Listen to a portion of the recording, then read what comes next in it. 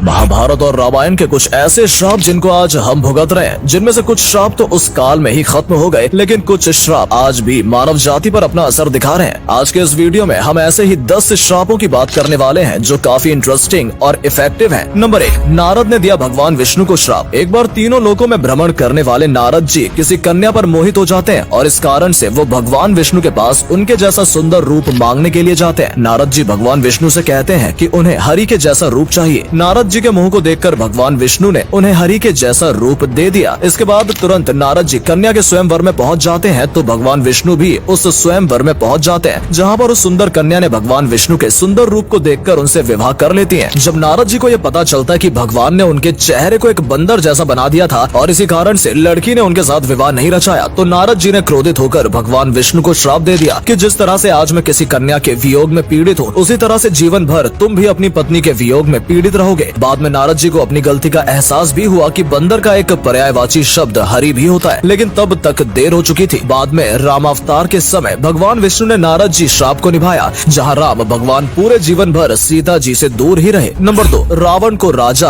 अरण्य को श्राप। रामायण काल में असुर राज रावण का अत्याचार और शक्ति बहुत ज्यादा बढ़ गई थी और अपनी शक्ति के घमंड में रावण ने विश्व को जीतने का अभियान शुरू किया। जब रावण ने अयोध्या पर चढ़ाई की तो उस समय अयोध्या के राजा इक्काशु कुल के अनरण्य थे। युद्ध में रावण के हाथों राजा अनरण्य की हार हो जाती है और मरने से पहले राजा अनरण्य रावण को श्राप देते हैं कि मेरे ही कुल के एक राजकुमार के हाथों तेरा सर्वनाश होगा। बाद में इसी कुल के भगवान श्री राम के हाथों रावण का अंत होता है। नंबर 3, परशुराम का महारथी कर्ण को श्राप। भगवान परशुराम ने प्रतिज्ञा की थी कि वे ब्राह्मणों के अलावा किसी को भी शास्त्र शिक्षा नहीं देंगे, लेकिन कर्ण ने भगवान परशुराम से ब्राह्मण बनकर शिक्षा प्राप्त की थी। महाभारत में कहानी आती है कि एक दिन परशुराम कर्ण की गोद में सिर रखकर सो रहे थे, तभी एक बिच्छू ने कर्ण को काट लिया, जिसके कारण कर्ण के शरीर से रक्त बहने लगा और बहुत तेज दर्द भी होने लगा। लेकिन गुरु की नींद नहीं टूटे, इसलिए कर्ण लगातार उस पीड़ा को सहन करता जा रहा था। तभी अचानक से परशुराम जी की नींद खुल जाती है और कर्ण के शरीर से बहते खून को देखकर वो समझ जाते हैं कि कर्ण ब्राह्मण पुत्र नहीं है। इसलिए उन्होंने क्रोध में आकर कर्ण को श्राप दिया कि जब मेरी सिखाई विद्या की तुम्हें सबसे ज्यादा आवश्यकता होगी, उस वक्त तुम इस विद्या को भूल जाओगे। इसी श्राप के कारण महाभारत के युद्ध में कर्ण शस्त्र विद्या को जाते हैं और अर्जुन के हाथों कर्ण की मौत हो जाती है। नंबर 4, स्त्री जाति को युधिष्ठिर का श्राप। जब महाभारत के युद्ध में कर्ण की मृत्यु का समाचार कुंती को मिलता है तो इस खबर से वो बहुत ज्यादा दुखी हो जाती है। कुंती को दुखी देखकर जब युधिष्ठिर सच्चाई पूछते हैं तो कुंती कहती है कि वो उसका सबसे बड़ा पुत्र था, लेकिन उसका जन्म विवाह से पहले ही हो गया था और लोक लाज के कारण उन्होंने किसी को भी इस बारे में नहीं बताया था। इस सच को जानकर युधिष्ठिर बहुत ज्यादा दुखी हो जाते हैं और श्राप देते हुए कहते हैं कि आज के बाद स्त्री जाति किसी की बात भी गुप्त नहीं रख पाएगी। आज भी ये श्राप प्रभावी दिखाई देता है क्योंकि लड़कियों को कोई भी बात पचती नहीं है। नंबर 5, भगवान विष्णु को तुलसी का श्राप। राक्षस शंखचूड़ की पत्नी तुलसी एक पतिव्रता स्त्री थी। इस कारण से देवता शंखचूड़ का वध नहीं कर पा रहे थे। तभी भगवान विष्णु ने शंखचूड़ का रूप धारण करके तुलसी के सतीत्व को तोड़ दिया और भगवान शिव ने शंखचूड़ का वध कर दिया। जब तुलसी को भगवान विष्णु के इस धोखे की बात पता चली तो उन्होंने भगवान विष्णु को पत्थर बन जाने का श्राप दिया और इसी श्राप के कारण ही भगवान विष्णु की पूजा पत्थर के शालिग्राम के रूप में होती है। नंबर 6, महाराज पांडु को ऋषि किंदम का श्राप। एक बार पांडवों के पिता महाराज पांडु वन में शिकार करने के लिए गए हुए थे, तभी उन्हें दूर हिरण का एक जोड़ा दिखाई दिया जो उस समय रति क्रिया में डूबा हुआ था। महाराज पांडु ने रति क्रिया में लीन हिरण के जोड़े पर तीर चला दिया। तीर लगते ही हिरण का जोड़ा अपने असली रूप में आ गया। हिरण के जोड़े के रूप में किंदम ऋषि और उनकी पत्नी रति क्रिया कर रहे थे। दर्द से तड़पते हुए किंदम ऋषि ने पांडु को श्राप दिया कि जैसे ही तुम किसी स्त्री के साथ रति क्रिया में मिलन करोगे तो तुम्हारी मृत्यु हो जाएगी। और अंत में महाराज पांडु की मृत्यु माद्री के साथ रति क्रिया करते समय हो जाती है। नंबर 7, उर्वशी का अर्जुन को नपुंसक बन जाने का श्राप। महाभारत के युद्ध से पहले अर्जुन दिव्य अस्त्र प्राप्त करने के लिए स्वर्ग में गए हुए थे, तभी उनके रूप को देखकर स्वर्ग की अप्सरा उर्वशी उन पर मोहित हो जाती है और अर्जुन से विवाह करने की इच्छा प्रकट करती है। लेकिन अर्जुन कहता है कि तुम तो मेरी माता के समान हो, तो मैं आपसे विवाह कैसे कर सकता हूँ। अर्जुन की बात सुनकर उर्वशी कहती है कि तुम नपुंसक की तरह बातें कर रहे हो, इसलिए तुम नपुंसक बन जाओगे और स्त्री जाति के बीच एक नृतक बनकर रहोगे। बाद में अज्ञातवास के समय राजा विराट की पुत्री के पास अर्जुन ब्रहनल्ला के रूप में एक नपुंसक नृत्यक बनकर रहते हैं। नंबर 8, श्रवण के माता पिता का राजा दशरथ को पुत्र वियोग का श्राप। एक बार राजा दशरथ शिकार खेलने वन में गए हुए थे। राजा दशरथ आवास की दिशा में शब्द भेदी बाण चलाने की कला में पारंगत थे। उसी वन में अपने माता पिता को तीर्थ यात्रा करने के लिए निकले श्रवण कुमार भी अपने माता पिता को पानी पिलाने के लिए रुके थे। नदी में जब श्रवण कुमार पानी भर रहे थे तभी पानी के बर्तन की आवाज को सुनकर राजा दशरथ ने सोचा कि शायद नदी में कोई जानवर पानी पी रहा है। आवाज को सुनकर राजा दशरथ